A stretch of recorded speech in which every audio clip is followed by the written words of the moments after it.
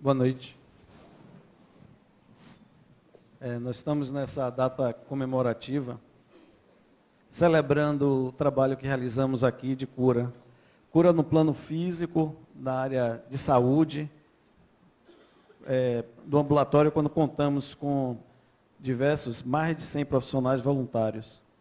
Poucas instituições no Brasil, talvez no mundo, tenha tantos profissionais conscientes da responsabilidade social que, principalmente nos países pobres, nas cidades pobres como a nossa, nós temos. A responsabilidade de devolver à sociedade aquilo que obtemos. E exercitando a caridade, incorporando para a gente, para nós mesmos que trabalhamos aqui, a importância no espírito imortal que somos desses valores, que é o valor da caridade. Na verdade, nós beneficiamos as pessoas, mas somos os maiores beneficiados, e eu fico feliz em saber que os profissionais daqui têm essa consciência, quando atendem com humanidade, com carinho, com respeito, como diversas vezes a gente ouve depoimento das pessoas que trabalham aqui. Então, são quase 140 mil, próximo mês já estamos perto de quase 140 mil atendimentos. É uma comunidade que vive em risco social e que encontra aqui uma ilha de exceção, como em poucos lugares da nossa cidade. Também saudar os trabalhadores da cura, um trabalho de quase 15 anos, quando nós trabalhamos, então, a parte espiritual. Conseguimos fazer a parte, então, médica e a parte espiritual, acolhendo também essas pessoas. Já foram mais de 4 mil pessoas que passaram por esse tratamento, com diversos problemas. Eu olho aqui na plateia e vejo algumas pessoas que estiveram conosco e se beneficiaram desse trabalho. Então, quero saudar também os trabalhadores, aqueles que estão conosco, aqueles que fizeram parte também. E para celebrar isso, nós trouxemos um convidado de peso, o professor André Luiz Peixinho, com tanto conhecimento que, se a gente for falar tudo que ele vai passar a noite, vai passar o tempo e a gente não vai consumir dizendo. Professor, filósofo, psicólogo, professor universitário, médico, mestre, doutor, professor de muita gente, muitos profissionais da área de saúde, e dificilmente ele vai a algum lugar que não conheça ou que alguém não venha falar com ele. Nós o escolhemos pelo conhecimento, mais do que isso, pela sabedoria, pela vida que ele tem, e trazer um tema extremamente atual, que é as tensões sociais, a cura e o enfrentamento das tensões sociais. Que hoje a gente parece que vive conectado no mundo de uma forma que, se a gente passa uma mensagem, a pessoa não responde em 5 minutos, a gente já fica nervoso sem saber, né? Sem saber o que está acontecendo. De tão conectados, antigamente a gente chegava em casa, só quando chegava em casa queria saber das notícias. Hoje as pessoas estão tão eletrizadas que até sofrem um pouco. Então, vou passar a palavra para Peixinho, sabendo que, se alguém quiser fazer perguntas, ao final, nós vamos reservar um tempo para que essas perguntas possam ser feitas diretamente para ele, tá bom? Então, muito obrigado pela presença de todos e passo a palavra ao professor André Luiz Peixinho.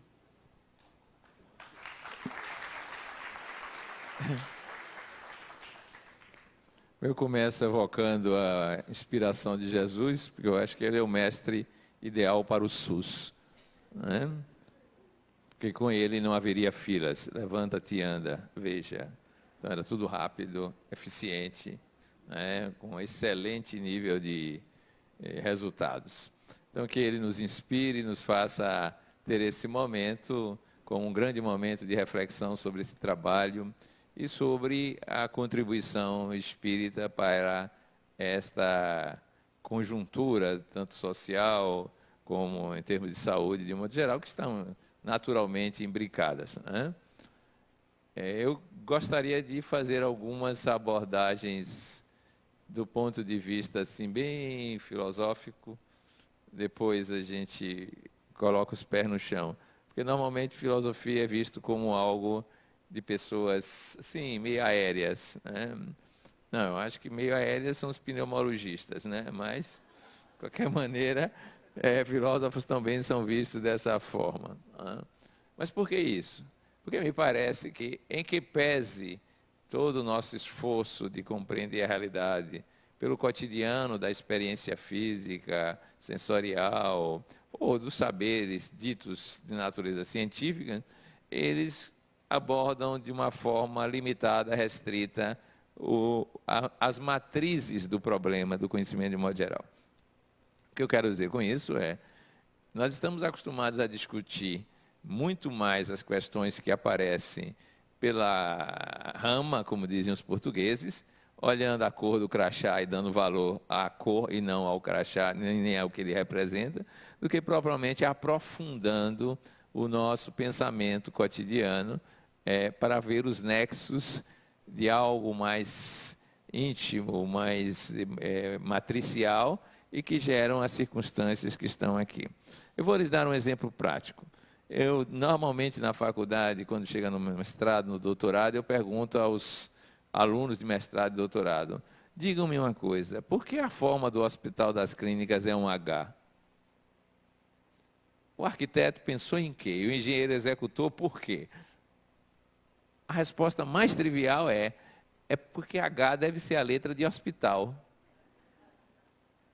É tudo que conseguem dizer, porque nunca pararam para perguntar o que é que estava na mente do Criador quando imaginou aquela criação, aquela vivência ali.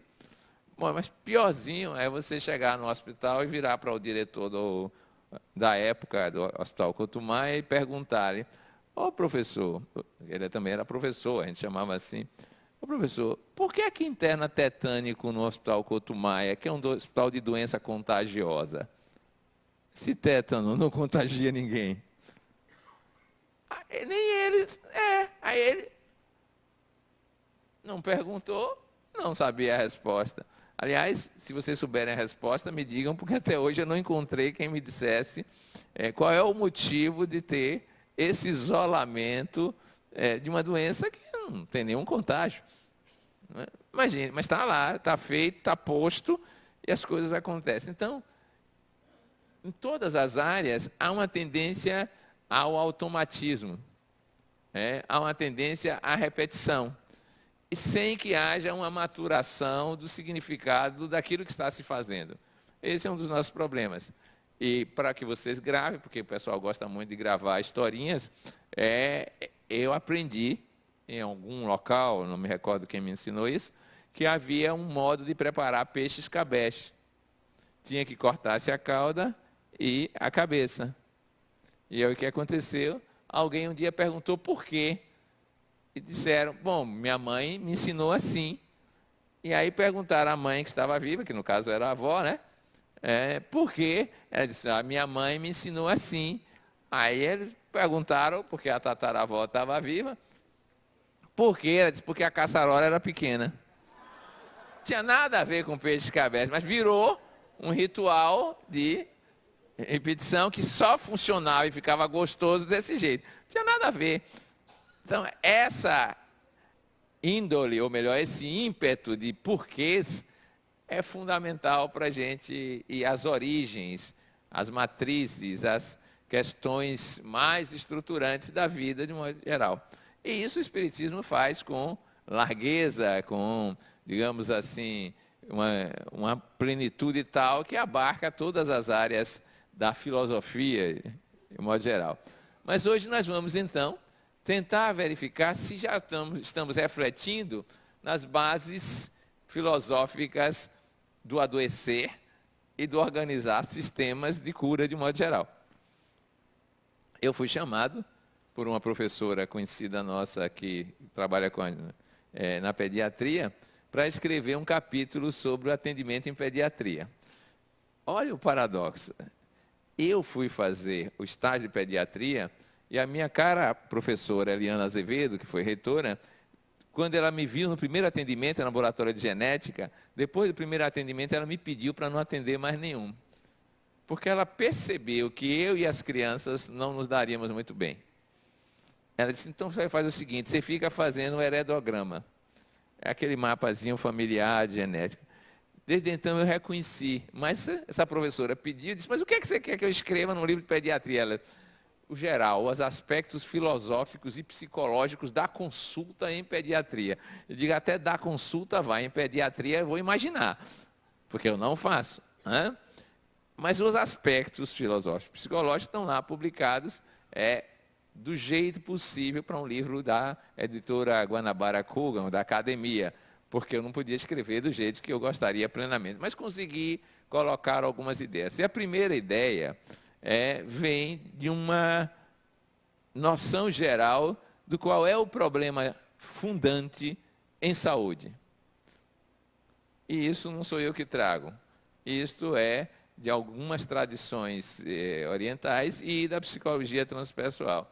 O problema número 1 é a nossa ignorância em relação à unidade cósmica. Agora eu fui fundo, hein? Vou explicar para vocês.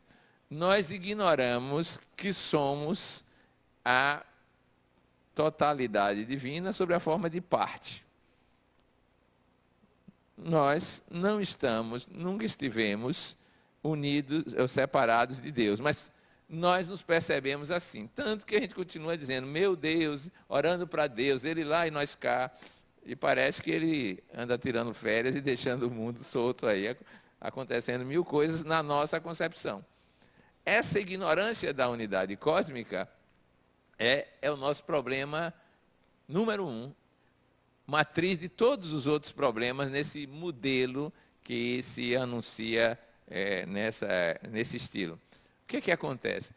Aparece, então, o primeiro problema, que é ignorado também por nós, que eles chamam neurose da separatividade. Em suma, foi gente, não tem consciência de que é pleno integrado em Deus, é um neurótico. Neurótico da separatividade. Pode não ter sintomatologia, porque como todos são, todos parecem normais no meio da neurose geral. Ninguém nota que o outro porque todo mundo está no mesmo esquema, basicamente. De vez em quando é que aparece um estranho que começa a falar dessa unidade cósmica e o pessoal, esse é neurótico, esse é psicótico, esse está alterado. Por quê? Porque a média da normalidade, se aparecer algo mais evoluído, ela exclui, é uma tendência comum, pensando que é patologia. Então, esse é o primeiro problema.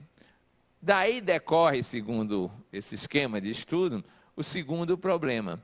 Como estamos com essa consciência restrita, nós olhamos agora para o mundo. E o mundo nos faz enxergar também separados. Há um eu e há um mundo. Nós assim nos percebemos. Vem aí a dualidade de sujeito-objeto. É a segunda doença. Ou melhor, na gradação é a segunda patologia. Mas ela é menor, quer dizer, em grau menor, porque a primeira é a primeira. Menor no sentido de abrangência. Então, nós pensamos que há o sujeito e que há o objeto. E a partir daí, nós construímos algo fundamental, que é a noção de relação através do apego, porque o objeto é o nosso substituto da experiência da unidade cósmica, que nos garantiria o senso de imortalidade e realidade. Como essa dualidade é substituto, é preciso então que a gente garanta os objetos para nós, e a eles nos apegamos. Então temos aí o problema decorrente da dualidade, que é agora uma emoção básica chamada apego. Eu creio que vocês devem ter notado que algum grau de apego vocês têm. Ou não? Aqui está todo mundo já passando dessa fase, indo para a unidade cósmica. E eu descobri, lendo alguma literatura, que mesmo os mais evoluídos, de vez em quando, estão apegados. Encontrei um que estava apegado ao desapego. Estava apegado, de qualquer maneira, é uma forma de apego, sutil, refinado, mas apegado. Aí temos os 1001 objetos da nossa atenção, da nossa busca, da nossa sujeição também, porque os objetos precisam ser controlados, dominados, usados, usufruídos. Vocês já imaginaram agora o número de apegos possíveis. Podem fazer a sua lista e isto é a sua patologia, ou melhor, os seus sinais de patologia. Quantos apegos vocês têm? Quais são os apegos? E, mais ainda, qual é a intensidade do apego? Mas dizem que a sociedade brasileira, pelo menos o ocidental, começou a se desapegar. Primeiro se começou a desapegar, se desapegando da sogra. Todo mundo quer mandar a sogra embora, estou desapegado. Essa não me afeta. Pode prestar atenção. Mas o grande lance social de desapego foi o teste experimental coletivo feito no Brasil em 1990. Quando Fernando Collor de Mello resolveu tornar todo mundo socialista da noite para o dia e disse que todo mundo com 50 mil para baixo estamos feitas. Esse desapego forçado foi um grande teste à época. Ao que me consta, eu me recordo que alguns colegas de cardiologia disseram que no INCOR muita gente se desapegou do corpo físico e morreu de infarto. Teste brabo esse aí. Mas reparem que essa emoção, ou essa base valorativa que também existe, é o nosso problema. Daí em diante, surgem as emoções básicas mais frequentes. O apego está ligado ao medo, medo de perder, né? Medo de, em perdendo, não reconquistar, e por aí vai. Né? E até um medo difuso que a gente chamou de ansiedade. Depois há o obstáculo dessa realização, que se chama raiva, ira, cólera. Não consigo, e essa emoção aparece desse jeito. Né? Depois a frustração de não ter conseguido. Então vem a frustração, a tristeza e por aí vai. Quando vocês viverem isso, podem anotar. É mais um estágio da patologia geral. Né? Tudo isso aí foi feito em função da falta de consciência de unidade cósmica. Então, medo, raiva, ressentimento, mágoa, que são variações da mesma temática, são garantias de emoções para tentar resolver um problema, que é a falta de unidade cósmica, a partir de uma construção egóica centrada no mundo das formas, a partir desse dualismo. Depois disso, com essas estruturas todas, aparece um nome genérico para regular tudo isso, que ficou popular: estresse. É uma sigla, né? É uma sigla, e essa sigla se generalizou. E hoje está tão estressado o pessoal, que eu descobri que um osso meu ficou estressado. Eu não sabia que o osso se estressava também. Eu fui ser atleta nos anos 90 e seguia um manual da Força Aérea Canadense, que você tinha que passar 5 minutos correndo parado. E eu fiz isso. Um dia, 2 dias, 3 dias, de repente começou a dar uma dor, fui olhar, isso era fissura no perônio, que depois mudou de nome, virou fíbula. Eu digo, fissura, seu osso está estressado. Diagnóstico, eu digo, meu osso está estressado, e aí a gente vai dar um ansiolítico para ele. Como é que é esse? Né? Aí disseram, não, você devia ter feito desse jeito, quer dizer, corrido de outra forma. Eu, mas são 5 minutinhos. Né? Desde então eu tento fazer exercícios e não consigo e não me estresso mais por causa disso. Mas vocês veem até que ponto essa noção chegou e está presente nas vivências e situações, de um modo geral, das pessoas. Depois disso aí, vem os distúrbios já na ordem, digamos, psicofísica. Né? O estresse vai levar a alterações psíquico, neuroendócrino e imunológicas. Você já vai começando a ficar mais doentinho mesmo. Depois disso aparece a doença, propriamente disso. Né?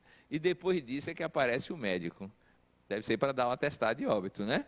Depois de demorar tanto tempo para chegar até aí, quer dizer, quando a doença aparece, já é esse estágio. Mas você vai dizer assim, mas tem gente que é de nascença. Diz, pois o problema dele é apego no mundo espiritual, é estresse no mundo espiritual. Ele já nasceu estressado.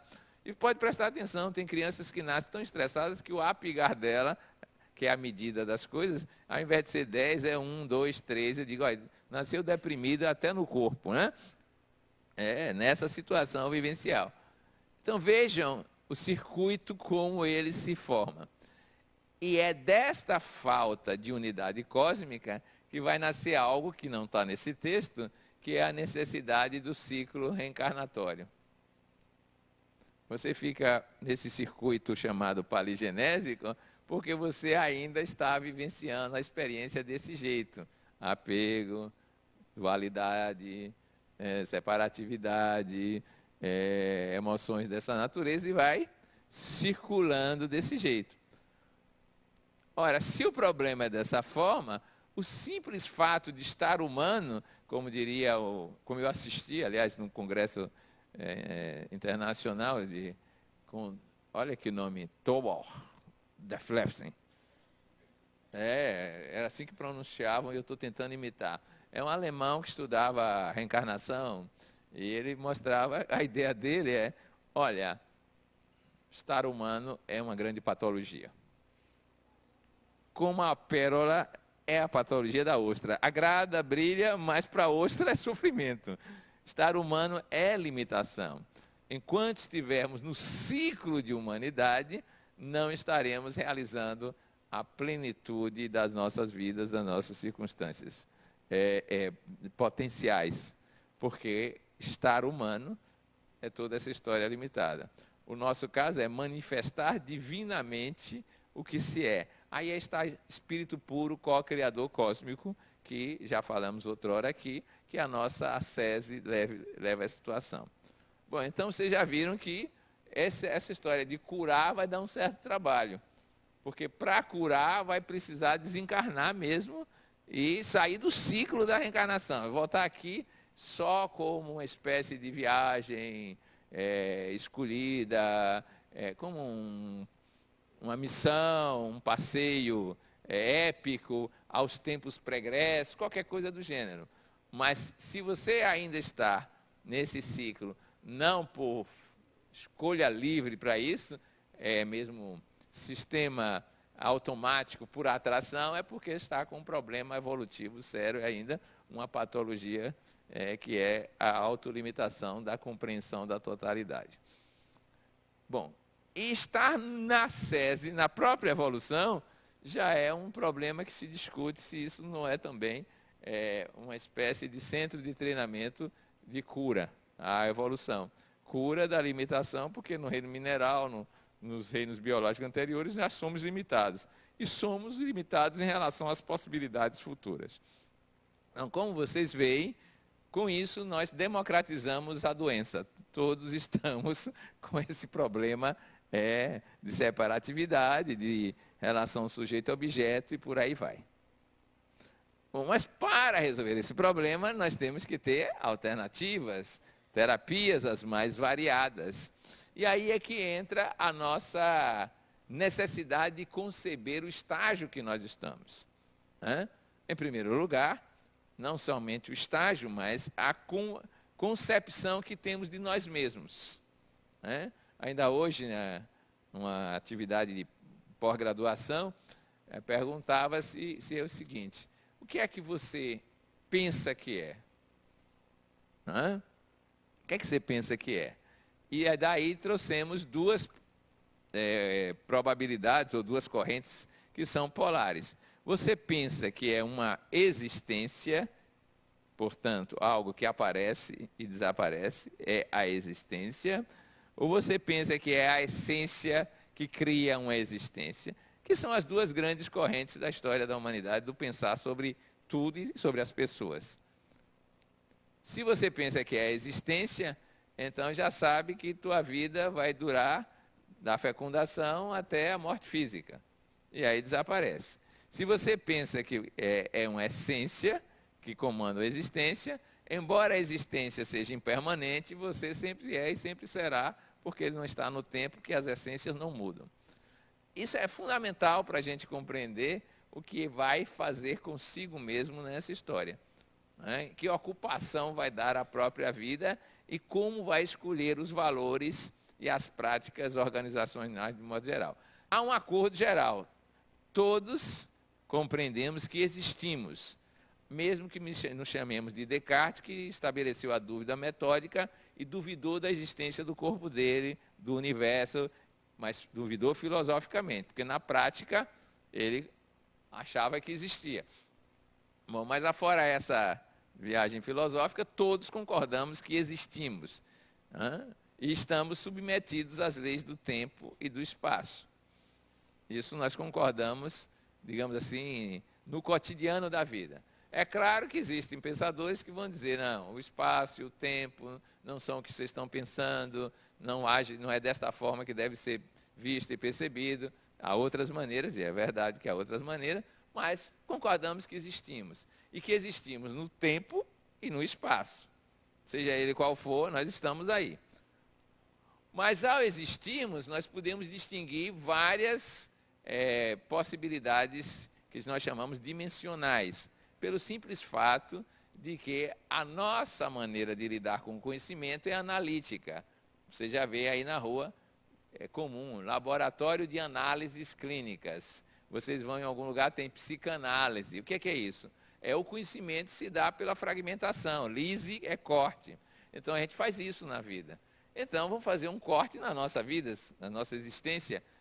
Então nós vamos dizer que temos uma dimensão biológica, bem palpável, bem visível, uma dimensão psicológica, não tão palpável, mas percebida pelos comportamentos, pelos discursos, pelas linguagens de um modo geral.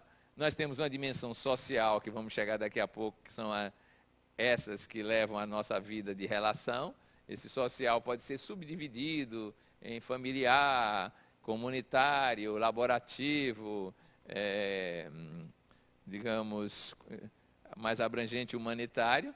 Nós temos uma dimensão mais abrangente do que essa, que alguns chamam de ecológica, já está na ordem do dia isso, somos sistêmicos ecologicamente, e verificamos que podemos caracterizar outras dimensões que não estão no comum da vida, dos sentidos, como estamos acostumados a pensar a velha, já está velha agora, empiria, né? A pesquisa através do tato, do olfato, né? Em termos de investigação. Porque nós temos dimensões que são anímico-mediúnicas. Muita gente não sabe que existem. Né? Nós temos, portanto, algo transexistencial. Nós temos uma dimensão paligenésica, principalmente para aqueles que acreditam em reencarnação. Uma dimensão evolutiva e por aí vai, até chegarmos ao que não é mais dimensão e que agrega tudo, que é cósmico, que aí é a unidade de volta. Se nós formos estudar cada uma dessas dimensões, vai ser interessante verificar que elas podem apresentar a sua sintomatologia específica, mas podemos também olhar com o olhar dito hoje holonômico, integrativo, de tal forma que todas as dimensões estão simultaneamente atuando de alguma maneira e adoecendo simultaneamente. Não vai ter nenhuma patologia que não tenha todas as dimensões envolvidas em maior ou menor grau. Essa é a ideia de se fazer hoje o que se chama medicina integrativa, psicologia integrativa e depois saúde integral. Esse é o nosso caminhar. E aí nós podemos verificar que o modo de estar doente varia nas singularidades, mas tem uma marca de coletivo, né? Isto é, algumas questões são todas elas comuns às pessoas e tem outras que são mais específicas e por isso mesmo a gente tem que personalizar o cuidado e às vezes coletivizar a ação. Daí a saúde coletiva, a saúde da pessoa, a saúde do indivíduo de um modo geral. Bom, visto isto, a gente vai verificar que os nossos sistemas ainda padecem de naturais limitações decorrentes do nosso saber ainda não aplicado, pouco desenvolvido nas áreas que atuamos. Se nós tomarmos de um problema básico que está na ordem do dia, vamos verificar como todas essas dimensões podem estar envolvidas. Alguém chega e nos conta que está andando com uma tristeza que não é parte do seu padrão normal de humor. Rebaixamento do humor, alguém já vai botar um nome de uma distimia, por aí vai. Vamos lá que alguém disse, olha, eu acho que você está deprimido.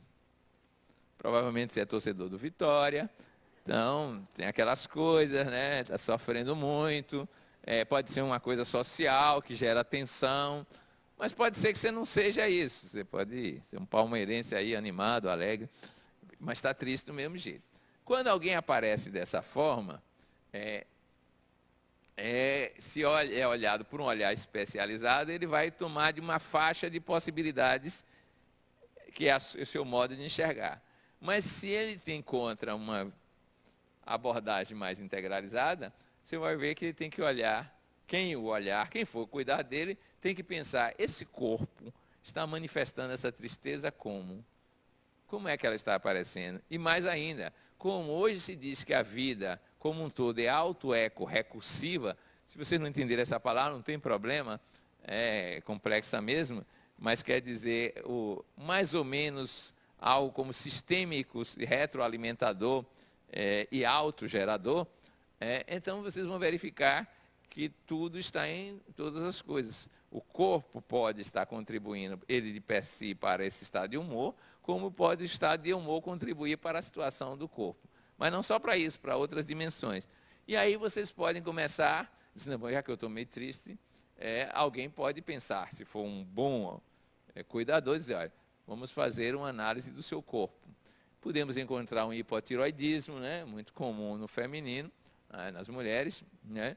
Podemos encontrar uma doença lá que não foi vista ainda, mas que psiquicamente já foi percebida, às vezes uma neoplasia, e a gente diz, olha, isso aqui é a forma mais gritante biológica dessa tristeza. Mas você vai olhar a tristeza em si, né? O que é que está acontecendo com o humor. E o humor está no âmbito da neuropsicologia, tanto neuro como psicologia vão lidar com isso, e você vai investigar as questões psi que estão presentes ali, que podem estar juntas com as manifestações físicas. E haja a questão psi para manifestar. O indivíduo pode estar com uma visão disforme de si mesmo e sempre acha que ele é menos do que os outros e isso está deixando ele mais para baixo, né? Mais sofrido. Ele pode estar sentindo uma perda afetiva. Eu pensava que aquele amor era para o resto da vida, mas não durou um carnaval e agora ele está sofrendo, né? Ele pode estar com uma problemática de autoavaliação psicossexual, e eu não estou produzindo, não sou eficaz, não sou potente, isso deprimiu. Você vê muito em adultos jovens, e haja Viagra, né? Agora não é mais Viagra, né? Aí fica aquela agonia, será que eu não dou por ramo para a prática desse esporte noturno, prediletamente noturno? Sofre com isso, já vi gente deprimida por causa da situação, né? Em vários casos de estudantes de medicina, que é pior. Digo, mas também com a vida de estudante de medicina, você não vai aguentar mais nada, não. Você gasta uma energia tremenda durante o dia, dá plantão noturno, depois... Não, deixa o esporte para as férias, é o jeito. Em suma, você vai encontrar uma série de questões que a dimensão psicológica cobre, né? E que vai afetar o corpo e deixá-lo também com a problemática física. É claro que os que são da psiquiatria, da neurologia biológica, vão dizer, foi a sua serotonina que baixou, a dopamina que não foi fabricada adequadamente, ou foi consumida rapidamente, esses são os seus neuropeptídeos, mas aí é uma discussão que hoje permeia tudo, foi a depressão que baixou o neuropeptídeo, ou foi o neuropeptídeo que baixou a depressão? Eu acho que uma ideia auto-eco-recursiva elimina essa dualidade e essa discussão dessa maneira, porque é digamos assim, um modelo circular de um modo geral. Mas aí vem, depois do psi e dessa interação neuro, vem o social, cheio de tensões. Ora, o social não nasce de graça, o social é função do modo como você olha o mundo. E separar o social do psicológico é mais uma fragmentação que hoje a gente questiona muito, porque o que está dentro está fora, o que está acima está embaixo. Esse modo de dividir de dentro e fora é a nossa conjuntura, o nosso viés de olhar, porque tudo aparece como uma totalidade. E aí no social tem vários problemas. Você se sente rejeitado, repare que é psi, né? Você se sente rejeitado, é no social, mas a sensação é psicológica, né? Você se sente vítima de bullying, que está na moda agora, né? Bullying, né? Eu nunca vi tanta gente sofrer bullying, assédio, coisa parecida. Mudaram os tempos. Repare que há uma interpretação sua, do sujeito, e o sujeito, no nosso modo de entender, ele é mais prevalente do que o meio, e a cultura muda. Eu sou de uma geração que existia um hábito muito saudável no colégio ginásio estadual Rubem Nogueira, em Serrinha, que era todos os dias tinha corredor polonês. Você tinha que descer a escada, passar lá, tinha 20 rapazes, você passava correndo e apanhando de todos. Quando você chegava lá, você estava fortificado. Você se sentia a figura atlética. Na época, o grande atleta era Tarzan, o rei das selvas. Então, você se sentia forte. Por quê? Porque você atravessou, apanhou e não chorou. Você mostra que está na idade de homem. Agora você é homem. Isso com 12, 13 anos. Naquela transição, não havia problema nenhum. Ninguém, que eu saiba, saiu com trauma do corredor polonês. Mas parece que o corredor polonês virou alemão ou brasileiro, e aí a coisa mudou. As pessoas se tornaram sensíveis para se mostrar como é a cultura de cada tempo. Como a interpretação gera ou não sofrimento. Lá gerava bem-estar. Bem-estar. O mais fraco da turma era eu e saía forte, imagine os outros. Porque tanto apanhavam como batiam. Tinha essa porque eles iam entrar na fila daquele jeito. Então vocês veem que esta dimensão social não existe de per si, mas pede uma interpretação dos fatos, das coisas como estão ocorrendo de um modo geral. E aí vai gerar sofrimento. Como está na moda, a comparação, que lá na minha época se chamava inveja, tem muita gente sofrendo porque os juízes ganham mais do que os professores, e que os médicos, e que os engenheiros, eu acho que também, os engenheiros públicos, Os particulares, eu não sei como é que anda aí a conta, mas as pessoas sofrem porque não estão no patamar do outro. É social isso. Há uma pesquisa dos discípulos de Seligman, que criou a chamada psicologia positiva, e que faz um teste seguinte: se você ganha 10 mil dólares, que é uma razoável quantia em dinheiro mensalmente, e todos os seus próximos ali ganham 5 mil, você tem uma sensação de bem-estar, de felicidade muito grande. Se eles ganham 10 mil igual a vocês, você se sente natural, regular, da mesma forma que eles, mas sem muita emotividade. Agora, se eles ganham 20 mil, você fica deprimido. Não são os 10 mil dólares em si que causam isso. É o modo como você lida com as comparações no mundo, e as vivências que se tem. Mais uma vez, citando que o social, ele é um gatilho, mas depende de quem olha, de quem interpreta aquele tipo de vivência. E aí temos um problema prático que vocês podem constatar. Esse problema é uma patologia que afeta quase 14 milhões no Brasil. Chama-se desemprego. Não é a renda que é o problema maior, a falta de renda. É a falta de significado no dia a dia laboral e a falta de identidade com algo que lhe permita responder à sociedade e seus apelos de um modo geral. Aqui a gente acha que desemprego é uma tragédia. É assim que nós pensamos. Eu tenho dito que aos poucos todo mundo vai ser autônomo, então não vai ter emprego, mas todo mundo vai estar ocupado. Acontece que no cotidiano, desempregado é um problema sério. Não estou falando ainda da renda, porque aí é um problema muito mais sério. Tome de um vestibulando que perdeu o vestibular no 3º ano. Veja a sensação que ele tem. O que é que você é? Não sou 2º grau, não sou 3º grau, eu sou estudante de cursinho. É o desempregado na área estudantil. Estudante de cursinho. É a pior fase estudantil que eu acompanhei. Você é médico, se formou, não passou na residência, mas sou médico. Posso abrir uma portinha aí, mesmo em qualquer lugar do interior, e esperar que vai aparecer o doente, e pode ser que não tenha dinheiro, mas me paguem ovos, mas estou lá. Mas já esse pessoal, assim, pessoal de direito, se formou e não passou na OAB e não está fazendo nada. Concurseiro da OAB, você já viu essa figura? É um sofrimento. Aí, bem que a OAB inventou fazer 3 vezes por ano para ser mais rápido. Mas também o índice de reprovação é tão alto que eu acho que isso terminou virando outra coisa, né? Uma boa fonte de renda de tanto perdedor. Eles conseguem reprovar 80%.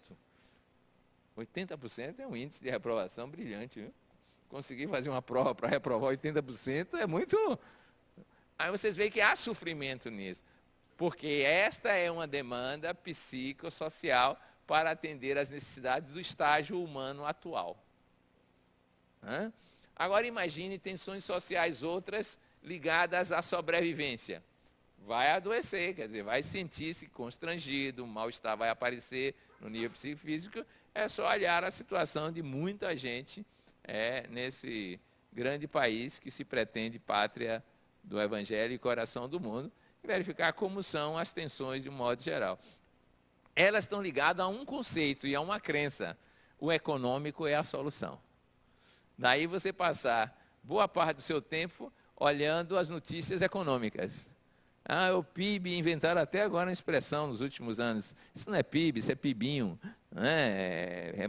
E você fica ligado nisso. A bolsa subiu e vem os intérpretes. Impressionante como eu fico olhando. Eles conseguem criar relações de causa e efeito no mais abstrato dos mundos, que é a economia. Não, subiu porque Trump lá fez isso, não sei o que, no Irã, então o petróleo subiu, então o dólar fez isso. Né? Eles criam uma relação causal e você fica enredado nessa história de contas sociais as mais variadas. Vai sofrer? Vai, porque, olha a ideia anterior, apego, perda, sofrimento. É assim que é a vida. Aí você tem os outros problemas que aparecem agora, que são ligados a uma autoconsciência crescente e as pessoas olham e se sentem discriminadas. Por isso, por aquilo, por aquilo. Mas não só se sentem discriminadas, como também tendem a agir e às vezes a reagir a essa situação de discriminação. A impressão que eu tenho, sem entrar ainda na terapia disso, é que há uma flor da pele bastante grande. Em algum lugar eu narrei que quando eu fui me aposentar, eu sou aposentado, viu? De um emprego, sou aposentado. Eu era do Ministério da Saúde. Eu descobri um manual de conduta do funcionário público na área de saúde. E tinha lá que era sobre assédio moral. E eu descobri coisas que eu disse, pratiquei assédio boa parte do meu tempo sem querer. Porque tem coisas assim, se você levantar os ombros, assim, como ele descreve lá, na frente do seu subalterno, isso é assédio moral. Porque esse gesto é de descaso com ele. Aí eu digo, estou preso. Se tiver com dor na coluna e fizer assim. Agora, o brilhante é ter escrito, olhe, se você der mais trabalho do que ele pode, é assédio. E se der menos do que ele pode, é assédio. Agora, como é que você acerta no alvo? Você tem que saber exatamente o que ele pode. Se você ser chefe, aí. Eram tantas nuances. E se você olhar com um olhar... Não, é um olhar de como é que ele chamou lá? De desprezo. Tem um olhar de desprezo. Agora, como é que eu vou ver se meu olhar, não estando no espelho, é de desprezo? Eu tenho que sentir, né? Então, você está fazendo assédio moral. Quando eu li aquela lista enorme, eu me perguntei, quem será que escreveu isso? O que é que ele sentia e pensava nisso? Né? Para chegar a esse estágio do detalhamento dessa característica. E é claro que isso reflete uma sensibilidade, né? Uma sensibilidade em relação às pessoas de um modo geral. Se você olhar para uma pessoa mais fixamente, ela faz logo... Você está vendo o quê? Ele está desconfiado que alguma coisa não está funcionando bem. Há essa generalização de reatividade. Isso é do social. E aí entra um dado importante, que é, no momento atual, tudo isso parece amplificado pela mídia social. O que eu tenho ouvido falar, que felizmente eu estou em 1980 nisso, o que botam no Facebook, porque É assim que alguém me disse. Ali vi um bocado de imagens lindas, maravilhosas, depois Deus nos acuda. Aquilo ali é uma troca de imagens, boa parte narcísica, e contando de lá para cá. E aí começam os seguidores e os detratores. A turma para lá e para cá. E haja. E emoções. Vários colegas meus que lidam com essas redes estão se afastando dela, dizendo, não aguento meus colegas de turma. Éramos tão amigos antes da mídia, mas um bota uma opinião, o outro bota a oposta, e aí o outro rebate, e daqui a pouco estão envolvendo a mãe, a avó, na história toda. Tal grau de agressividade expresso nessas mídias. Coitada da mídia, ela não pensou que foi criada para isso. Mas é o que... E aí chegamos ao ponto, esse eu assisti, né, que quando terminou a última eleição para presidente, eu estive em São Paulo e vi frases assim, nós sudestinos estamos aqui prejudicados por estes nordestinos. Eu nem sabia que a palavra sudestino existia. Sudestinos. Do Sudeste. Versus nordestinos. Digo, já estamos, daqui a pouco vai ter guerra dos farrapos, não, que vai deixar a gente em farrapos. Esse clima social tensional que vocês estão vendo aí, tem uma base psíquica, tem uma base espiritual, se quisermos desse jeito, que se reflete no mundo da sociedade como tal. Adoece e como adoece.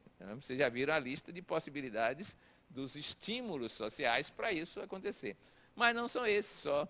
Nós podemos ir mais um pouco, voltaremos a ele, mas nós temos também problemas de natureza típica da evolução, que são espirituais. E eu não estou só me referindo ao mundo espiritual, mundo astral. Estou falando o seguinte, o ser enquanto ser quer se manifestar na sua plenitude. E quando não consegue isso, sofre. Angustia-se, autolimita-se e vive os dramas que são muito mais ligados a esse tipo de situação. A gente já encontrou casos de pessoas que foram muito bem-sucedidas, mas perderam o significado da vida, que é uma questão primária, inicial, do mundo do espiritual. A vida não tem sentido, e agora? Faço o quê? E isso está cada vez mais frequente entre adultos jovens. Para que eu estou no mundo? Olha a filosofia voltando. Para quê? Faz sentido estar nesse mundo desse jeito, dessa forma, com tamanha confusão geral, pensando o mundo, olhando dessa maneira. E aí entra nesse estágio de sensação de abulia, alguns vão chamar de anedonia. Eu não tenho vontade para nada, vontade de viver, não há significado.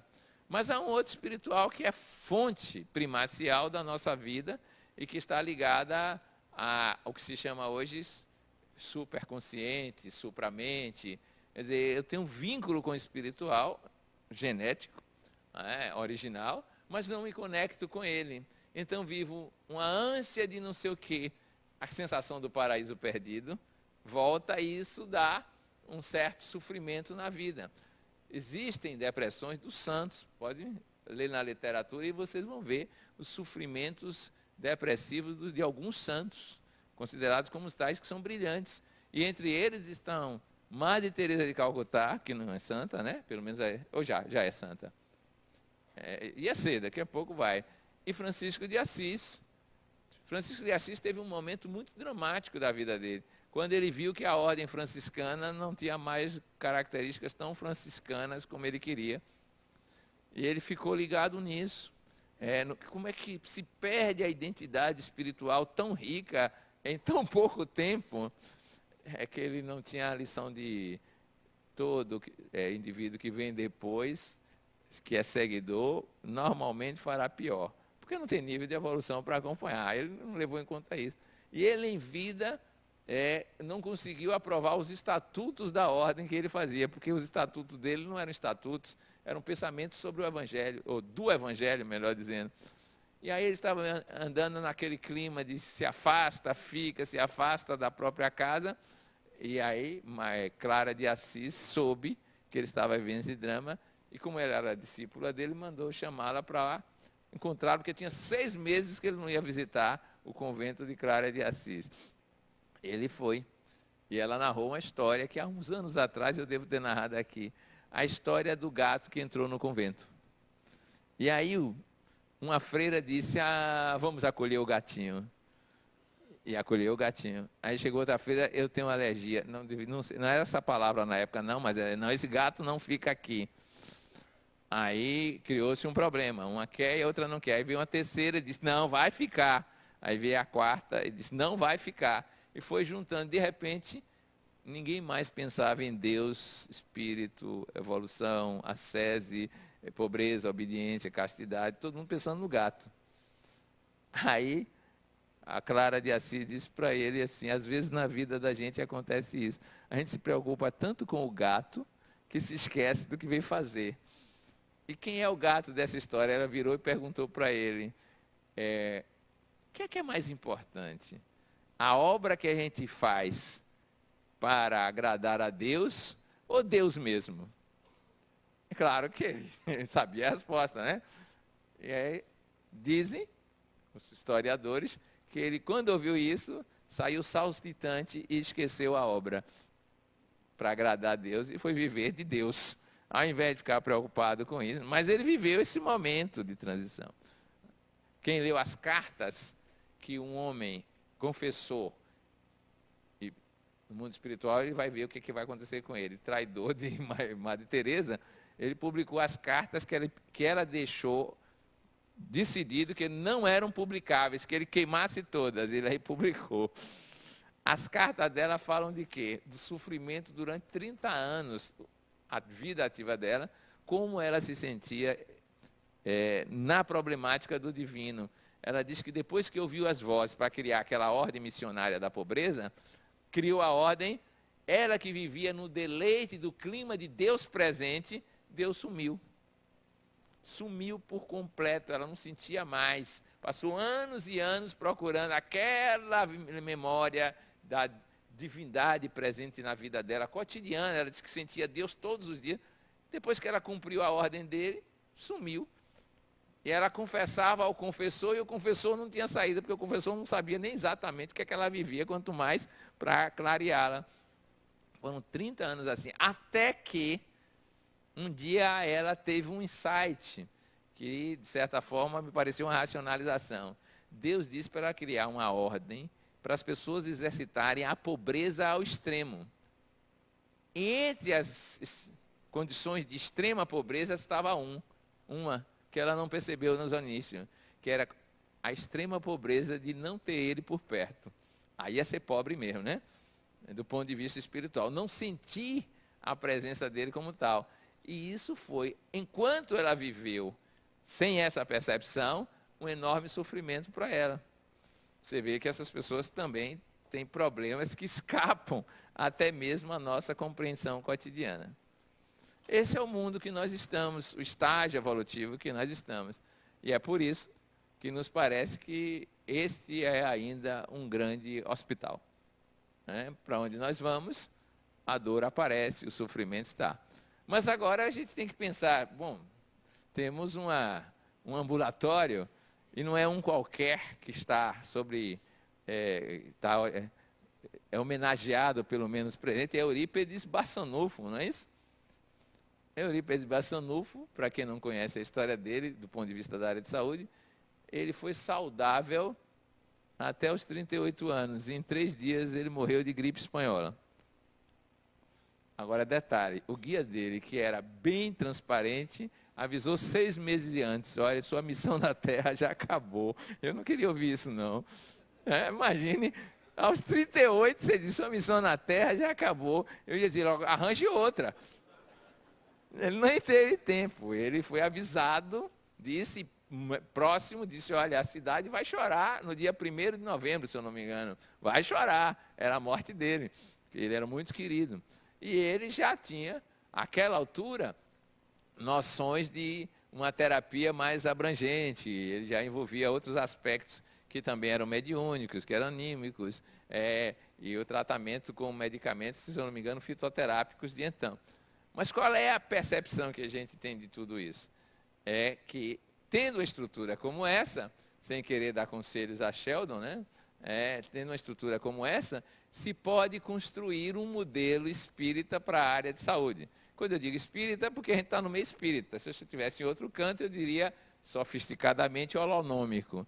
Ninguém entende o que é a palavra e como o orgulho das pessoas é grande, ninguém fala que não sabe. Né? Fica quieta, engole o negócio. Mas o que é isso? É ver a pessoa na sua totalidade, como o grande ser, entre aspas aqui grande, que está numa sese para a plenitude. E aí todos os níveis devem ser contemplados.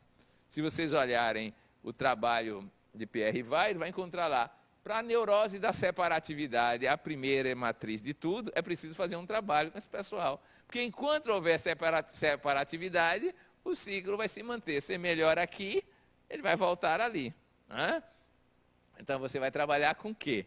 Com cosmodrama, que era a linguagem psicológica dele, ou com meditações de unidade, do qual eu acho que o melhor exemplo vem de Ramana Maharishi, que era o mestre que nunca falava, que vivia numa montanha chamada Arunachala.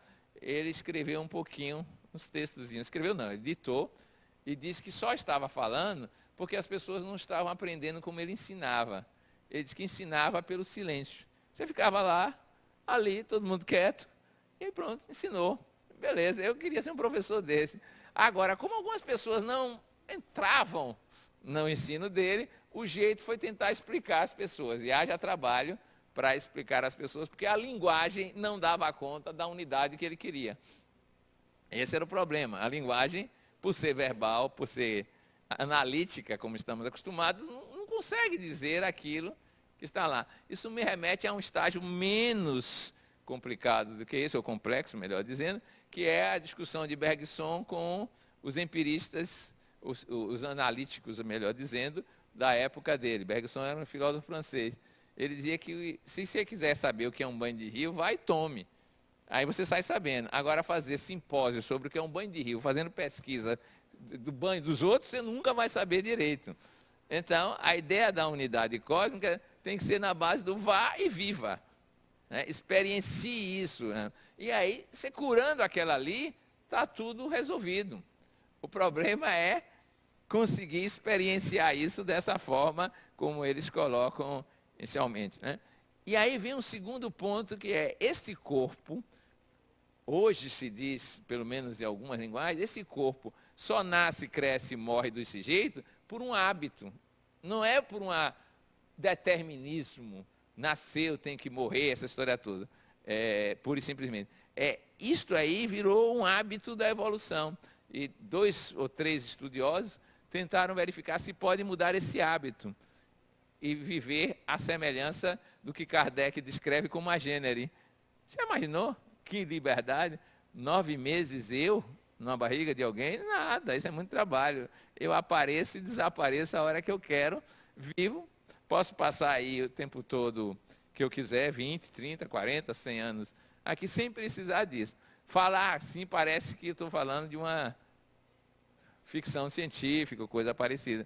Mas estão aí os estudos, porque diz que o problema é que as células têm mente. E a mente delas está treinada multimilenarmente para esse ciclo de nascimento e morte. Mas virá uma outra geração, que não será necessariamente humana, que vai construir essa possibilidade de não ficar prisioneiro desse esquema tão rígido e tão determinístico. Então vejam como você vai, inclusive, se libertar do apego ao corpo, porque você dá ele toma a hora que quer, então não sofre nessa situação.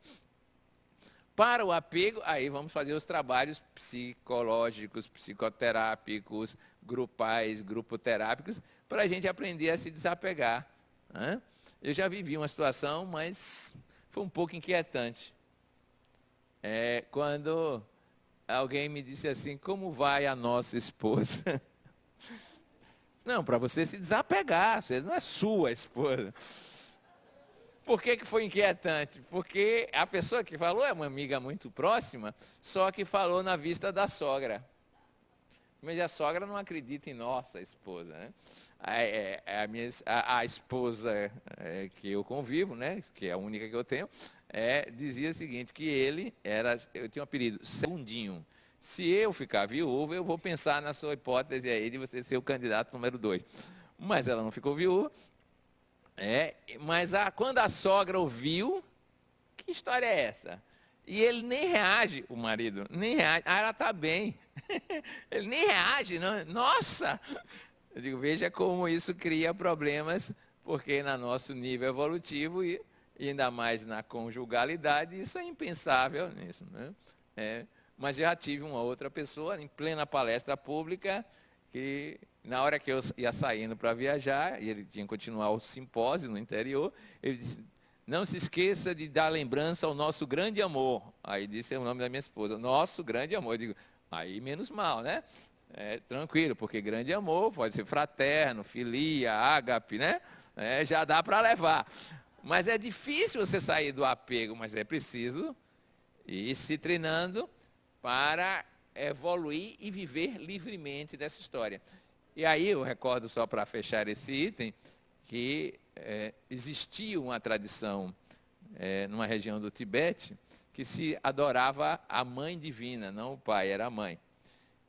E apareceu um meditador, lá jovem, adulto jovem, 20 anos de idade mais ou menos, e esse meditador ficava debaixo de uma árvore, aquela coisa toda lá, ele não dizia nada, ele só ficava lá. Mas você sabe que na Índia tudo vira um grande movimento, porque com 1 bilhão e 300 milhões de pessoas, qualquer coisa que você fizer vai ter seguidor. Então ele estava lá e foi cercando-se de gente, todo dia no fim da tarde, olha ele lá. Aí apareceu, isso foi no início do século XIX, 20, e apareceu uma jovem que soube dele, da existência dele. Só que a jovem foi olhar, quando viu, se encantou por ele, não pela meditação. E passou 6 meses tentando chamar a atenção para ela, e ele lá, apaixonado pela mãe divina, falava com ela, mas como falava com todo mundo, não dava nenhum destaque à mesma. Ao fim de 6 meses, ela desistiu, e você sabe que quando uma mulher desiste de algo assim, ela sai com raiva e não perdoa nem até a próxima encarnação. Ela sai com raiva mesmo, porque foi desprezada nos seus encantos de um modo geral.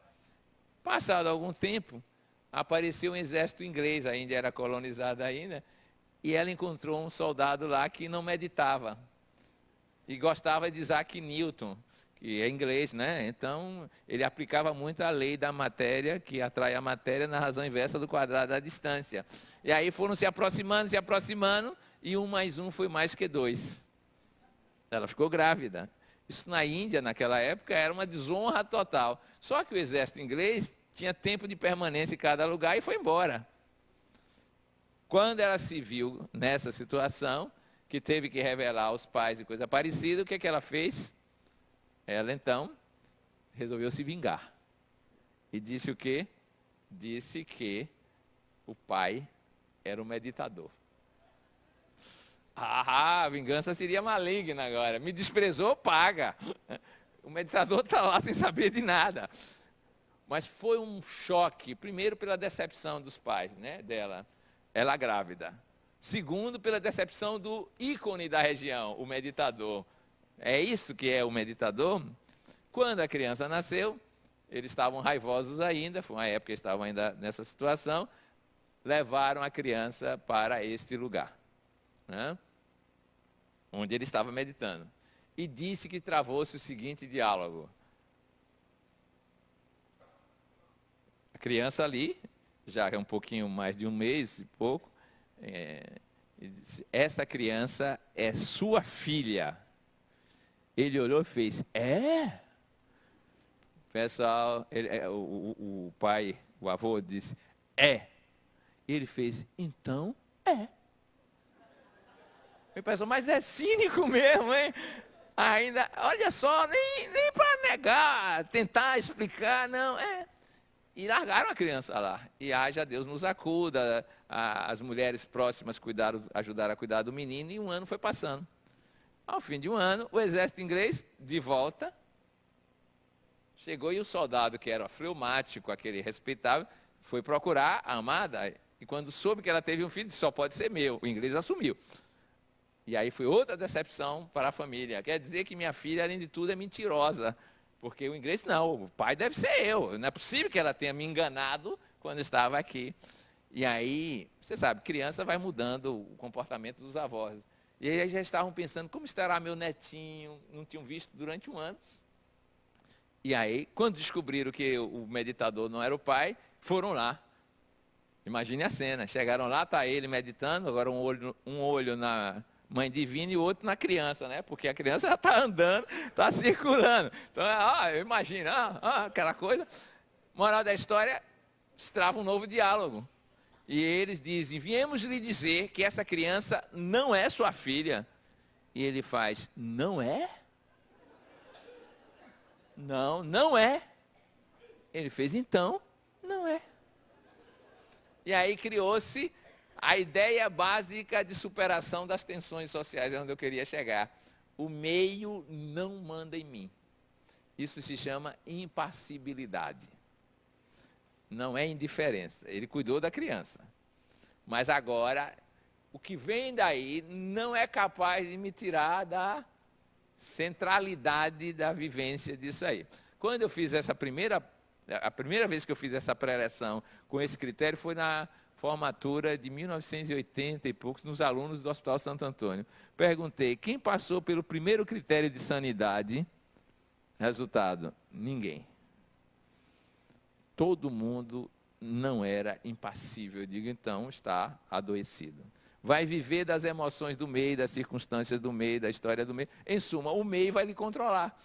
E você pensa que é livre, mas não é, porque o que fazem determina seu estado de humor. Você precisa aprender a lidar com isso.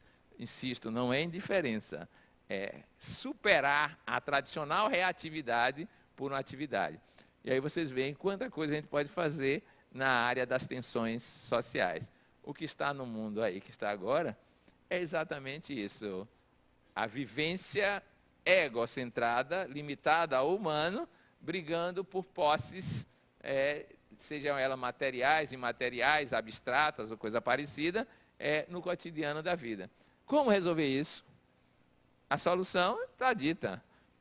Prática objetiva. Ama teu próximo. E mais ainda, ama o inimigo. Aí é que é bom, né? Você já imaginou? 2 políticos agora disputando o cargo e um faz assim, você até que parece meu inimigo, mas como eu te amo. Isso vai dar o que falar, não vai? Pois é, a solução do ponto de vista filosófico está posto. Por quê? Porque ele não é inimigo. É aparência. Porque se todos somos um, não há separatividade. Se não há separatividade, não há o outro como nós concebemos, e não havendo o outro, não há como lutar contra ele. Tudo isso não passa da fantasia que nós criamos. Então, todas as questões de natureza social podem ser vistas de outra forma. E eu acho que essa devia ser uma das contribuições espíritas. Aliás, você vai fazer um seminário sobre o espírito e... Não, você tem um outro. É isso aí, do século XXI. Então, uma das contribuições é mostrar isso. Olha, tudo isso aí que está acontecendo, que está dando tanta atenção, é fruto, pura e simples, da visão míope que nós temos da realidade. Na hora que você se sentir espírito, não há por que competir com nada, nem com ninguém, nem com coisa nenhuma. Não há nem sequer por que reter, apropriar-se. Tudo isso é da neurose, da separatividade. Tudo isso está nessa situação. Então, nesse dia de comemoração, podemos pensar num ambulatório que vai tratar do cósmico até o intratômico. Já imaginou, Sheldon? Tudo de vez. Tudo, em todas as situações. Às vezes o corpo não vai melhorar. Não vai melhorar porque, com o hábito que ele tem de envelhecer, ele vai reclamar porque não está envelhecendo. De adoecer, ele vai reclamar porque não está adoecendo. É um hábito, é um automatismo isso. Mas, em compensação, a gente pode aproveitar esses momentos para fazer cuidados paliativos, preparar para a desencarnação, que é um projeto que eu tenho para todos vocês se prepararem. E, claro, eu vou ser o preparador e tenho que demorar bastante tempo, porque, senão, como é que vai ser sem um técnico de boa qualidade, né? Tem que ser... Em suma, preparar-se para atuar das 1001 demandas, necessidades, mas centrados numa ideia básica. A cura é a plenitude em Deus. A cura é a unidade cósmica. A cura é o estado de bem-aventurança, que é natural, que é intrínseco ao espírito em si, mas que não consegue ainda se manifestar, não vou discutir porquê aqui, mas não consegue estar presente na realidade cotidiana. Então, agora que não somos mais simplesmente indivíduos, na percepção nossa, mas uma comunidade existencial que tem uma unidade essencial, então que nos preparemos para fazer essa viagem do século XXI, que está sendo narrada aí, e a gente possa usufruir o máximo possível. Para não dizer que eu não dei nenhuma contribuição à deflação no país, eu quero lhes reconvidar para estarmos juntos no Fiesta no próximo dia 20. É só entrar no site, se inscrever, é gratuito, para a gente tratar de assuntos relativos a esta área de educação em tempos de transição, né, que está na moda, a Gênese e companhia, e lá conversarmos com Jussara Korgold e mais alguns participantes, e passarmos um dia afável, agradável, buscando sair da neurose da separatividade. Não vai conseguir de primeira, mas pelo menos não custa nada tentar sair da distância que está, bem fragmentado, e aproximar-se dessa unidade que é chamada União dos Espíritas e uma tentativa de unificação do movimento espírita. Então, até o dia 20, espero vê-los, e se não nos encontrarmos lá, que estejamos unidos, mas que não seja no fogo do inferno, porque lá não vai ter graça. Eu prefiro as alegrias do paraíso, vivendo experiências cósmicas transcendentais. Muito obrigado pela paciência e não se esqueçam de que estamos aqui para tentar colaborar.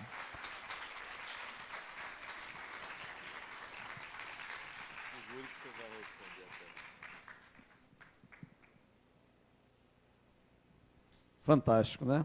É um verdadeiro show de conhecimento. Lembrou até uma história, Peixinho, que você está falando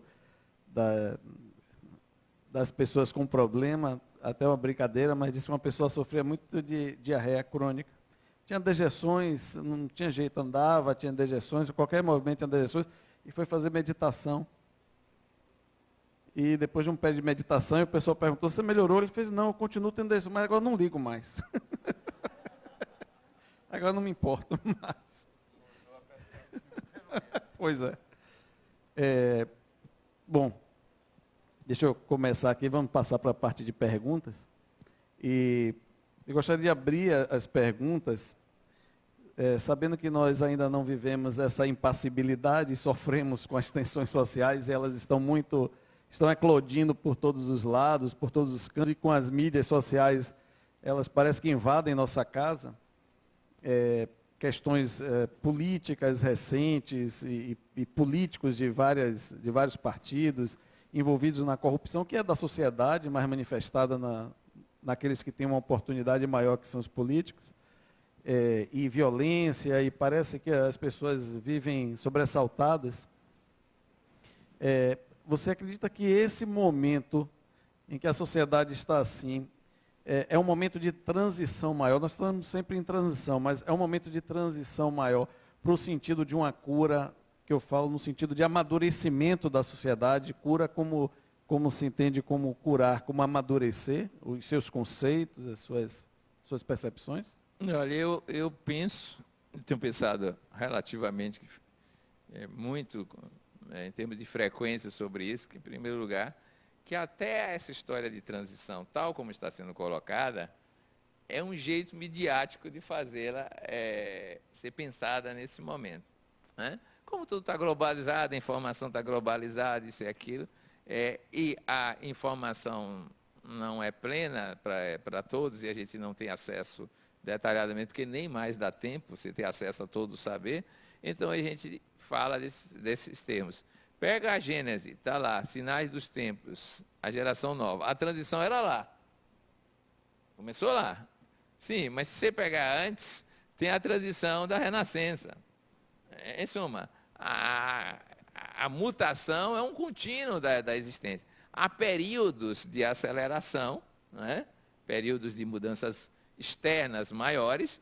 Né? A gente tem o grande exemplo da mudança da monarquia para o reinado ou para a república na Europa, né? Principalmente na França, e as circunstâncias que isso envolve. Aí chama atenção. Chama atenção. Eu não me animo muito com a turma que gosta de botar números. Em 2000 e tanto vai acontecer uma grande mudança. Em primeiro lugar, porque eu acho que o número do ano humano é tão frágil diante digamos, do tempo cósmico. A gente está no planeta com 14 bilhões humanos. Que diferença vai fazer nesse conjunto todo? Não quer dizer que não haja mudanças mais complexas e visíveis. Assim como a água ferve a uma temperatura e existe o salto quântico, algumas coisas podem mudar sistematicamente. Mas eu tenho receio de que a gente se envolva com uma ideia muito externa e não se ocupe da mudança real significativa, que é a própria ascensão evolutiva, de modo geral. O que é que eu vejo que socialmente está acontecendo? Problemas políticos, meu amigo, nós estamos numa ótima fase. Eu fui ler a história do Brasil com mais detalhes, agora está até tranquilo. Agora é que está tranquilo. Eu tive acesso agora à biografia de Humberto de Campos, por um baiano que escreveu, e ele vai contar o período de Washington Luiz, a morte de Júlio Prestes, de João Pessoa, e a deposição antes de tomar posse de Júlio Prestes. Ele era deputado federal. Humberto Campos, que depois escreveu para o Chico Xavier. Rapaz, eu digo, como o Congresso da época era muito piorzinho do que o atual. As encrencas da época, o modo como lidavam com a época, a situação, a dita crise, como era. O que tem de grande diferença era o tamanho da população, a capacidade de comunicação da mídia, porque as pessoas só sabiam por navio e por telégrafo depois de muito tempo, pelo rádio às vezes, mas nem todo mundo tinha acesso. Aí você vê, puxa, não mudou muito não. Aí eu fui ler a regência de Padre Feijó e companhia, mas era tanta crise que chamaram um garoto de 14 anos para ser logo imperador, porque os adultos não sabiam como é que lidar com aquela situação. Aí você diz, houve significativas mudanças? Aparentemente, não vejo muito isso do ponto de vista geral, filosófico e filosofia política. Eu sou da geração que assistiu ao 31 de março e tive que andar em passeata em De Ouro para o Bem do Brasil. Você não sabe nem o que é isso, né? Uma passeata que foi da tradição, família e propriedade, que eu pensei que era 7 de setembro, mas não tinha tambores, era todo mundo andando para dar ouro pelo bem do Brasil em 64. E vi as coisas da época. Embora tivesse 13 anos, eu assistia pelo rádio. A rádio falava muito da legalidade. Essa dona legalidade estava lá firme, né? Pela voz da legalidade. A confusão era muito maior do que a atual. Depois veio aquele período em que os militares assumiram. Não teve nenhuma restrição aos militares, assumiram porque os civis pediram. Só que gostaram. Eu me lembro que Castelo Branco disse que ia ter eleição em 2 anos e tentou. Saiu em branco. Não deu certo. Então, essa conjuntura, de um modo geral, política, como se vê, são momentos de oscilações que a estabilidade diminui, a estabilidade aumenta, mas que não me parece, no longo curso, de grande porte na nossa estrutura de modo geral. Essa é a minha sensação de velho, né? De quem já viu muita coisa. Eu fui olhar o século XIX da França, o século de Kardec. Eles trocaram de forma de governo 7 vezes. A gente só trocou 4. Bem menos, né? Repare a oscilação. Atentado, Napoleão III sofreu atentado chegando no teatro. Tinha até atentados na época, eles não chamavam de terrorista, não. Você vê que não é uma grande mudança, o que a gente percebe nessa conjuntura atual. Não sei se vocês se lembram, mas teve uma época que Geisel decretou, bora botar senador biônico, acabou com esse negócio aí, resolvemos desse jeito. Era assim. Então, dizer que agora está mais problemático, talvez esteja mais midiático o problema. Porque agora você assiste os julgamentos da Suprema Corte, e aí vê como eles são tão pouco supremos, né? Às vezes eu tenho a impressão que eu estou começando a gostar de comédia, e aí quarta-feira eu me sento de tarde lá para ver aquele julgamento, porque cada um tem um argumento, cada um mais prolixo, cada um com uma fonte de informação, e no final dá 6-5, 7-4, uns placares estranhos assim. Né? Aí você fica, pô, mas se a lei é a mesma, por que dá essa diferença de interpretação tão grande entre os supremos? Imagine os não supremos. Como é que é? Então, isso está mais nítido, esse é um problema. Para mim é de nitidez, de consciência, disso e daquilo. Aí vocês vão dizer, mas agora os ditos poderosos estão respondendo a processos que antes não respondiam. Acho isso interessante, quer dizer, interessante para a interpretação sociológica. Porque a história está cheia dessas situações. Muda-se as regras não escritas do jogo, porque a regra escrita, todo mundo sabe qual era, está escrita. A não escrita foi o que mudou recentemente, porque eu sou da geração que viu como era que a propina corria solta aqui no Moinho Salvador, que era uma empresa privada, para comprar farinha de trigo com meu pai.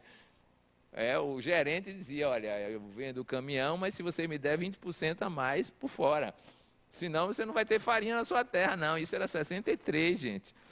Não há essa grande mudança, porque a história é do modo ter. E os astutos tenderão a arranjar uma maneira de se apropriarem das coisas. Cada vez mais, os astutos ensinam aos não astutos como serem astutos, e esse é que é o problema. Por quê? Porque quando todo mundo vira astuto, todo mundo engana todo mundo. Né? E aí, bora parar para conversar, porque quando todo mundo engana todo mundo sai no prejuízo. Isso está melhorando, quer dizer, a astúcia está se generalizando. O modo de construir a sociedade está tendo cada vez mais dificuldade de alguém ou uma categoria isolada se apropriar de tudo. Mas isso continua no modo ter, gente, no modo materialista, no modo consumista de encarar a realidade. Então eu não vejo isso como, pelo menos, a minha aspiração evolutiva. O que eu estou pretendendo é viver feliz como alguém que ouviu de Jesus, venda tudo que tem, reparta com os pobres e siga-me. E aí eu vou viver feliz sem nada. Isso é que é evolução.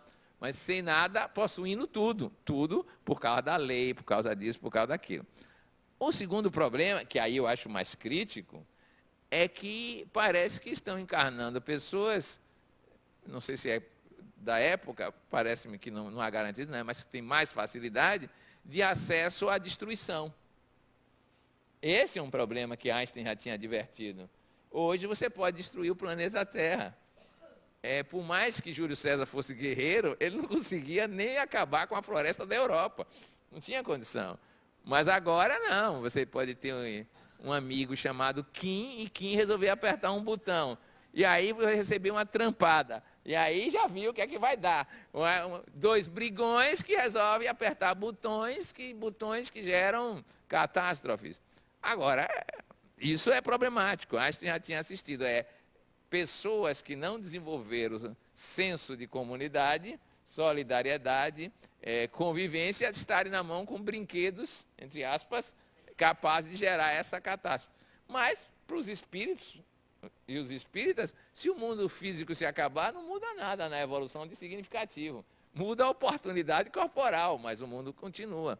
Então, me parece que esse é um problema. E o outro problema, que eu acho que este precisa de uma atenção maior, é que nós entramos no ciclo vicioso: droga, falta de sentido na vida, consumismo, suicídio. Esse ciclo, para mim, vai ser o mais dramático de todos.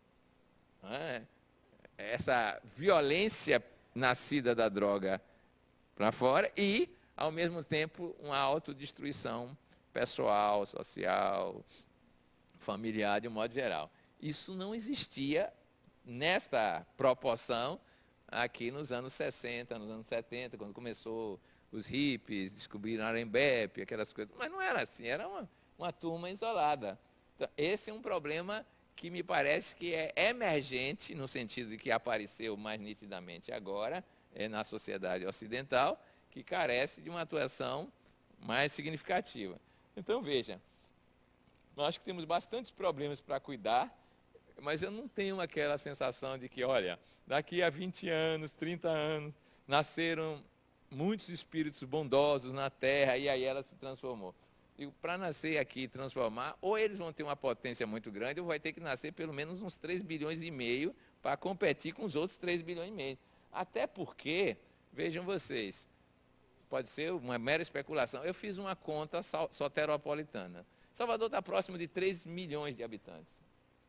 Imagine o seguinte, que 10% dessa população tem transtornos sociopáticos, que não é uma estatística muito grande, né? 10% são 300 mil.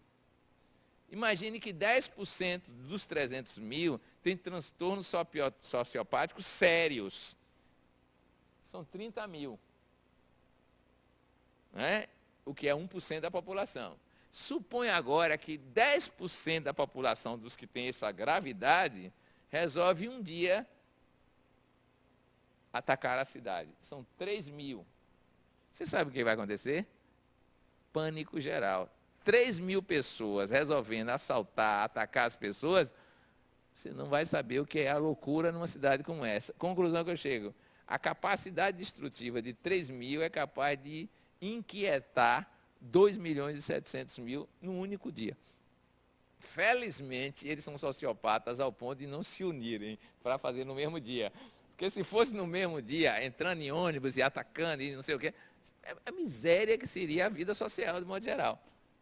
Mas a gente precisa ter atenção a isso, porque mesmo uma minoria é capaz de construir climas de desordenação bastante grandes. E a gente não precisa contribuir com esses 10%, 10% dos 10%. A gente precisa contribuir para uma construção muito mais vasta de bem-estar, de felicidade. Esse governador que está aí, no início do governo dele, ele chamou-nos, os religiosos, eu estava presente, e disse, olha, só há uma saída para o consumismo, para o uso da droga e para reduzir a violência na Bahia. Ele disse que é educação pela espiritualidade. Vocês topam fazer isso para a gente?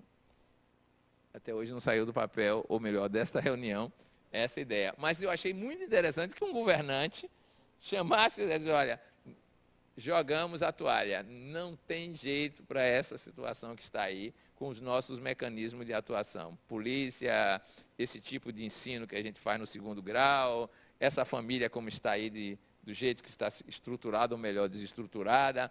Agora vimos pedir ajuda a vocês. Eram 20 líderes religiosos. O que vocês podem fazer para a sociedade sair dessa situação? E ele ainda deu a pista. Espiritualidade é a nossa grande chance. Mas a gente não conseguiu montar o que ele queria, que era um currículo de 2º grau centrado em espiritualidade. Veio a reforma, eu não sei o que é que vai dar, reforma nacional. Mas só para ter uma ideia de como essa problemática é significativa e exige a nossa maturação de um modo geral. Franquei a palavra para Adenauer fazer uma pergunta. André, aqui no nosso ambulatório a gente tem pouco mais de 20 especialidades médicas. Suponho que existam dezenas de especialidades médicas, né? Qual é a área da medicina, qual especialidade e de que maneira você identifica uma proximidade maior entre a atuação médica e a espiritualidade? Em que área está, de que maneira isso acontece? Olha, por especialidade, eu acho muito difícil achar alguma, até porque elas foram construídas numa matriz material reducionista. O que acontece é que as próprias pessoas estão descobrindo que a abordagem não pode ser só biológica e menos ainda hospitalocêntrica, como foi no ano passado. Vocês estão vendo, se leem o jornal, está vendo, encerrou-se hoje um congresso de cardiologia. No congresso de cardiologia tinha uma mesa redonda sobre espiritualidade na abordagem dos pacientes cardiológicos, com vários itens, inclusive um deles era a eficácia da prece nesses tratamentos.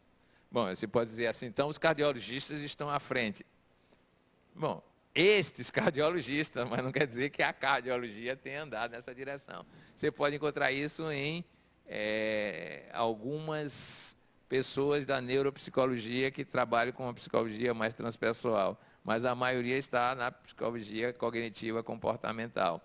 Você pode encontrar isso mais em pessoas que lidam com, entre aspas, problemas psicossomáticos. Aí começa a pensar mais em espiritualidade. Não entenda, mas o modo como a gente ensina na faculdade não é nada disso. E mesmo que a gente tentasse ensinar, aqui tem aluno meu que pode dizer se isso tem verdade e veracidade, você vai encontrar reatividade dos alunos. Estou perdendo meu tempo aqui. O que eu quero mesmo é saber como é que eu uso o antibiótico, como é que eu peço o exame eletrocardiográfico e vejo isso. Nós estamos tão imersos numa onda materialista que espiritualidade às vezes aparece como humanismo. Mas para ser humanista não precisa ser espiritual, pode ser humanista, simplesmente humanista. Então essa é a dificuldade que a gente vê. Né? Eu imagino que com as práticas integrativas complementares de saúde, que liberou inclusive imposição de mãos e que deu uma reação muito grande do Conselho Federal de Medicina, como é que não tem dinheiro para fazer as coisas comprovadamente científicas? Vai pagar para o pessoal da passe? Porque, em tese, agora é possível vocês ganharem dinheiro dando passe. Porque o prefeito pode contratar você para fazer PIX. E entre elas está a imposição de mãos. Né? Vai ser meio estranho no nosso meio isso. Essa aí é uma certa abertura do Conselho Federal, do Ministério da Saúde, mas não há garantia de que isso seja uma espiritualidade, digamos assim, de nível elevado. Porque um dos riscos é aquilo que alguém citou como materialismo espiritual. Isto é, transformar o espiritual num caminho de resultados materiais e mais ainda de lucratividade. Porque, lembrem-se, a velha frase de não sei de quem é, o capital só tem uma verdade, o lucro. Se disser que reza, cura e diminui a taxa de uso do plano de saúde, ele vai mandar todo mundo rezar para poder a seguradora ganhar. Se reza faz efeito ou não, o capital não quer saber não. Quer saber se é rentável. Pelo sim, pelo não, isso pode ser, de certa forma, uma brecha para mostrar que, além de ser útil, não precisa ser tradicionalmente rentável, nem aprisionar as pessoas no capital. Agora, acho que o fato de estar profissional de saúde, aos poucos vai, na atualidade, mesmo na academia, vai criando esse senso de espiritualidade crescente. Parece que é uma reintegração daquilo que era tão comum em outras épocas. Isso é coisa da modernidade, principalmente do século XIX e do século XX. Nós já estamos chegando ao final e eu vou fazer uma pergunta do público e aquelas que não foram respondidas, vou pedir para os autores que coloquem um e-mail, vou pedir atenção de Peixinho para respondê-las. Mas eu vou fazer uma, a gente está já adiantado da hora. Na atualidade, como inserir a ideia do todo nos tratamentos médicos, inclusive na formação educacional e familiar do indivíduo? Bom, eu acho que a gente tem que se auto-treinar nisso. E essa é uma das suas problemáticas, porque todo o sistema é especializante, é fragmentário e não vê todo, não. Esse é o esforço que a gente fez quando criou a Sociedade Holon, o Instituto Holon, os cursos holonômicos, para ver se o todo começa a emergir dessa noção de partes, ou melhor, superar essa noção de partes, tanto na área da educação como na área de saúde. Na área da educação está mais fácil. Você consegue ter projetos pedagógicos que já trabalham com essa noção de todo parte. Claro, você não vai eliminar a parte, mas não vai ficar prisionando dela. Mas na área de saúde, meu amigo, vai demorar, porque a mente especialista, ela é hegemônica, extremamente dominante. É difícil você ver esse tipo de situação. Mas a gente já consegue ver alguns insights. Eu tive um estudante que ele conseguiu, numa única consulta de estudante, que dura 1 hora e meia, né? Não são 15 minutos, ele conseguiu, a partir de um corrimento vaginal, ver toda a problemática biopsico-socioambiental, ele não botou espiritual na época, da paciente. Só para encurtar a história, o corrimento vaginal era decorrente de práticas sexuais com um traficante para se vingar da mulher dele, porque ela foi alcoviteira da perda do marido da atual traficante e que levava a prender crianças e ela saía à noite e ela tinha em termos jurídicos, ela tinha um abandono e cárcere privado para as crianças. Tudo isso numa sessão, numa consulta, ele conseguiu ver. Então, ele viu o bio, que era o corrimento, viu o psíquico, que era a emoção dela e a relação com a traição, isso e aquilo, viu o sócio, o envolvimento dela com o tráfico, e viu ainda o familiar que estava envolvido. Eu virei para esse estudante dizendo, você realmente está batendo recorde aqui em matéria de totalidade. Né? Mas isso é a exceção, e ainda no mundo material, porque não vai incluir a totalidade interexistencial e coisa parecida. Essa aqui é rapidinho, alguém que prestou atenção ficou curioso. Qual o significado do H do Hospital das Clínicas? Hein? Qual o significado do H do Hospital das Clínicas? Pois é, eu estou procurando saber. Ninguém nunca respondeu. Eu tenho uma suspeita. Era a racionalidade técnica. E a outra era o miasma da tuberculose da época. O H era o seguinte. Nos andares onde tem a perna do H, eles colocaram aquelas atividades que, para você chegar e o acesso ser rápido, de todas as enfermarias, era em questão de encurtamento do tempo. Por exemplo, o laboratório é no centro. Então, todas as pernas do H estavam próximas do laboratório, porque era só fazer isso, chegava. O centro cirúrgico era no meio, continua, porque você podia entrar por aqui, então era o caminho mais perto. Isso era uma espécie de racionalidade técnica na época que se criou um conceito de medicina, que tinha um relatório chamado Flex, né, que dizia que tudo tinha que ter laboratório e ciência. A biblioteca também era no meio. O andar de entrada era aí. Os laboratórios de pesquisa em cima. Eu achava tão interessante. Eu suponho que é isso. Agora, a segunda pergunta que eu não fiz é a seguinte: por que as enfermarias das Hospital das Clínicas têm tanta varanda? É o único hospital que eu vejo que tem varanda enormes. Pode olhar de fora, você vê aquelas coisas assim. Por que tem varanda? A explicação eu tenho, aí isso é para a época. É porque para curar a tuberculose tinha que ter muito bom ar. Lembra de Campos do Jordão? Então, aí botaram varanda. Agora está voltando. Tem o solário lá no hospital português. O sol, a natureza, à época eram consideradas significativas para o tratamento. Depois mudaram isso, fizeram aliança, que aquilo ali é hospital canadense. É canadense mesmo de origem. Você pode olhar, não tem luz solar em lugar nenhum ali. É tudo fechado, lacrado e coisa. Porque lá no Canadá não tem luz solar mesmo, né? O arquiteto era de lá e criou pensando que estava lá. Bom, obrigado pela atenção. Espero que vocês continuem ajudando a mais milhares de pessoas e que quando eu voltar aqui a cifra já seja bem maior. É claro que subtendo que quando eu voltar aqui encarnado, porque eu quero viver o bastante para ver a glória desse ambulatório. Isso é minha autoproteção contra a morte mesmo. Agradeço a Peixinho. Devolvo a palavra aos mestres de cerimônia.